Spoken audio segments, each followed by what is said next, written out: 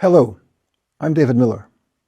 We finally received the judgment in my Employment Appeal Tribunal case after Bristol University tried to overturn my landmark legal victory in February 2024. The Employment Tribunal had found that my anti-Zionist beliefs were worthy of respect in a democratic society and were protected by equality law. I'm overwhelmed and delighted to say that Bristol University's attempt to overturn that judgment has failed, and we've won yet again, solidifying the legal precedent my case set over 2 years ago. I want to thank everyone who has supported me throughout this process and who has generously donated to my case. I also want to thank my legal team, Zilla Rahman, Zach Samur and Gianna Siglias for their tireless work. And I additionally want to thank the Employment Appeal Tribunal panel led by Lord Fairley. The campaign against me at Bristol began in spring 2019 and reached fever pitch in 2021 when I was eventually unlawfully sacked. Since then, I've faced years of legal procedures to vindicate my position and, with your help, I've won.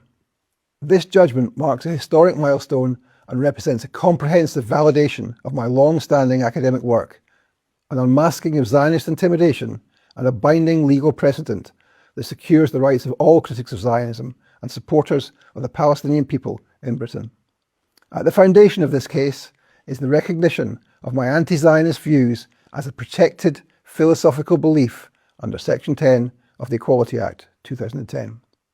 Throughout my academic career as a sociology professor, my research has systematically examined concentrations of power, state propaganda, public relations, and lobbying.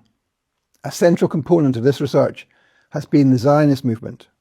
In its judgment, the Appeal Tribunal placed particular emphasis on the coherence and clarity of my anti-Zionist worldview, completely validating the intellectual framework that the university sought to criminalise.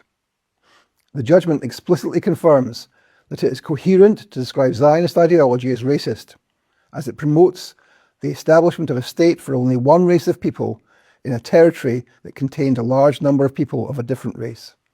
The judgment also affirmed that Zionism could legitimately and coherently be described as colonial and imperialistic.